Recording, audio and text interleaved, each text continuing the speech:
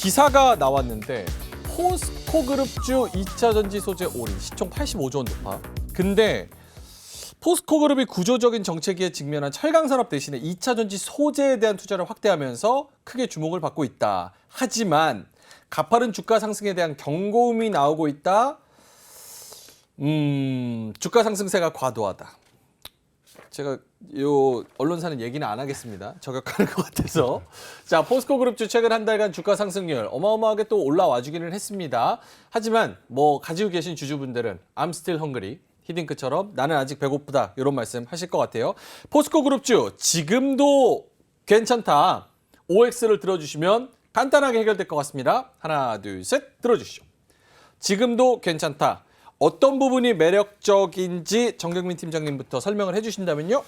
네, 뭐 아까도 잠시 언급드렸습니다만 2차 전지 잘 모르겠다. 나는 2차 전지 어떤 종목이 뭐고 뭐 무슨 리튬을 어떻게 정제를 해서 모르시는 분은 그냥 포스코를 사 모아 가시는 게 저는 가장 모범 답안 중에 하나라고 좀 생각이 들어요. 그러니까 기술력만으로는 순위를 알 수는 없습니다만 어쨌든 이 정제, 재련 이쪽에서는 뭐 대한민국에서 따라갈 자는 없는 부분이고, 그리고 제가 뭐 부재 약간의 키워드를 드렸습니다만 포스코가 기술이 없지 돈이 없냐 이렇게 말씀을 좀 드렸었는데 기술적인 면에서 한국에서 제일 앞섰다고 말씀드리기는 어려울 것 같아요. 하지만 말씀드렸듯이 기술의 재련 기술의 숙련도, 그다음에 자원의 수급, 자금력 이런 것들을 봤을 때 장기적으로 다른 기업이 할 수 있는데 포스코가 못할 이유는 없다라고 보고, 만약에 그런 기술력이 좀 딸리는 상황이 온다면 그냥 돈 주고 사면 됩니다. 기업을. 그렇기 때문에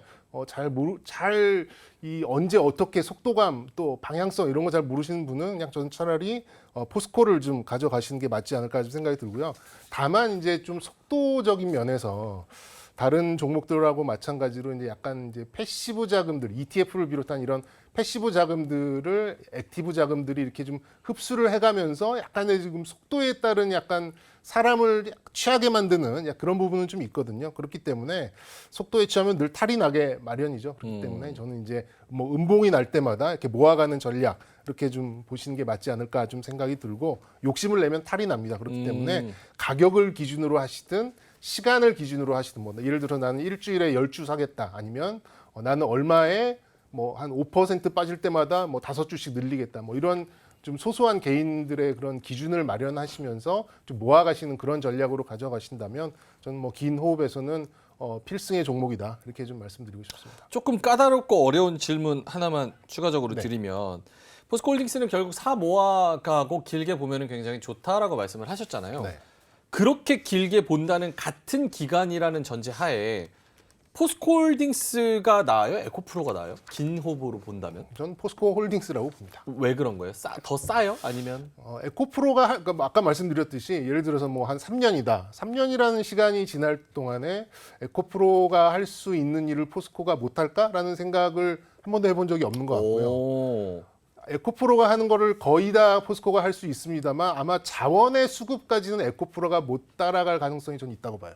그러니까 뭐 무슨 광산까지 어떻게 에코프로가 이렇게 컨트롤할 수 있는 그런 상황은 아니라고 봅니다. 근데 포스코는 그런 것들을 좀 만들어가고 이미 이제 여러 군데 그런 광산까지도 사업권을 좀 가지고 가는 이제 그런 그림을 좀 그리고 있기 때문에 긴 호흡으로, 정말 긴 호흡으로 좀 본다고 한다면 뭐 물론 이제 속도감 면에서는 뭐 아직까지는 에코프로가 훨씬 먼저 좀 치고 나갔습니다만 아무래도 포스코 쪽이 하나 둘씩 헤게모니를 좀 가지고 오는 이제 그런 그림을 저는 그리고 있기 때문에, 그래서 제가 잘 모르겠다라고 생각이 들면 포스코를 모아가는 게 저는 모범 답안이라고 생각을 한다라는 말씀을 드렸던 이유가 거기에 있습니다. 알겠습니다. 뭐 자금력이나 뭐 사이즈로나 이런 거를 봤을 때는 포스코홀딩스가 에코프로가 한다면 포스코가 왜 못할까? 네. 거기에 완전 올인하고 있는데 그런 생각을 하면 길게 보면 포스코홀딩스가 좀 더 낫다.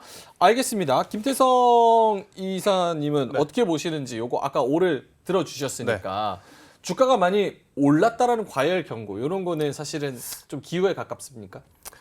뭐 이거는 많이들 공감은 하실 거예요. 근데 이제 워낙 2차 전지의 강세가 두드러졌었던 지금 시기를 우리가 지나가고 있다 보니까 맹신을 좀 하게 되는 거죠. 밀리더라도 일단 2차 전지는 다시 오른다. 그런데 이제 앞서서도 팀장님께서 이야기하셨다시피, 그러니까 오를 때 이제 공격적인 트레이딩을 하시기보다는 저는 기존에 가지고 계셨던 분들은 당연히 그대로 가져가시는 게 맞습니다. 그러니까 기간적으로 올해 연말이나 내년까지 저는 가져가시는 게 맞겠습니다만 그렇지 않으신 분들 같은 경우에는 높은 위치에서 굳이 사실 필요는 없지 않나라는 생각이 들어서 조정을 기다렸다 매수를 하시는 게 좋을 것 같고요. 저는 일단 두 가지의 좀 포인트를 잡아드려 보면 앞서 이제 팀장님께서 이야기 드렸지만 돈이 많다라는 게 굉장히 큰 장점입니다. 아무래도 이제 2차 전지 공격적으로 하려면 공장을 증설을 해야 되는데 돈이 있다라는 것은 자금력이 있다라는 거잖아요. 그렇죠. 광산 파고 그렇죠. 뭐 저기 다른 나라 가서 그거 사업 차리고 이게 진짜 한두 푼 드는 게 아니니까. 그렇죠. 그리고 또 계열사가 굉장히 많기 때문에 그들이 다 안에서 돌고 도는 포스코 인터내셔널이 또 광물을 또 조달을 해주고 또 포스코 홀딩스 쪽에서 이제 재련하고 뭐 정제하고 그렇다라고 하면 저는 뭐 좋은 게 좋은 거라고 포스코 홀딩스가 가면 포스코 인터내셔널도 갈 것이고 또 DX도 같이 움직이고 그러한 것들이 이제 나올 수 있는 수직 계열화가 잘 되어 있기 때문에 저는 포스코 그룹주들은 우리가 과거에 삼성전자를 모아가듯이 샀던 것처럼 이제는 좀 트렌드가 바뀌었기 때문에 이쪽을 모아가는 게 앞으로는 현실적으로 조금 더 좋은 수익률을 좀 낼 수 있지 않을까라는 의견 드리겠습니다. 알겠습니다. 일각에서는 또 포스코 홀딩스랑 LG화학을 비교하시는 분도 몇 달 전까지 계셨었거든요. LG화학은 여기 에코프로, 포스코 그룹, 포스코 홀딩스 여기에 못 깁니까? 어때요? 정경민 팀장님. LG화학이 들어가면 또 조금 뭐 생각이 달라질 수 있습니다만 그래도 저는 뭐 포스코 홀딩스가 그래도 생각이 달라진다는 건 어떤 의미예요?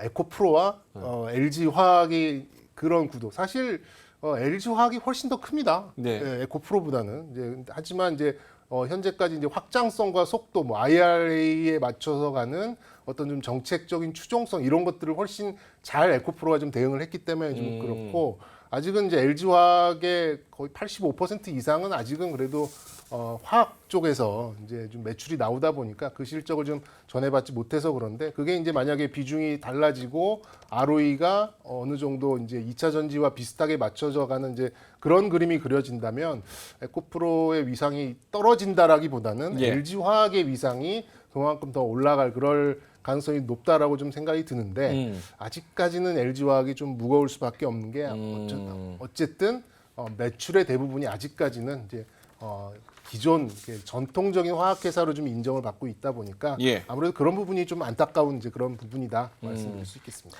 김태성 이사님한테는 뭐 LG화학은 다른 사업부도 다 섞여 있으니까 포스코홀딩스도 사실 마찬가지잖아요. 마찬가지죠. 그런 생각을 했을 때 그러니까 경제가 턴어라운드해서 만약에 좋아진다라고 했을 때 중국도 부양책을 많이 쓰고 포스코홀딩스가 가진 철강 사업에 대한 그런 프리미엄 이런 것도 얻는 것도 좀 노려볼 만한가요? 나중에?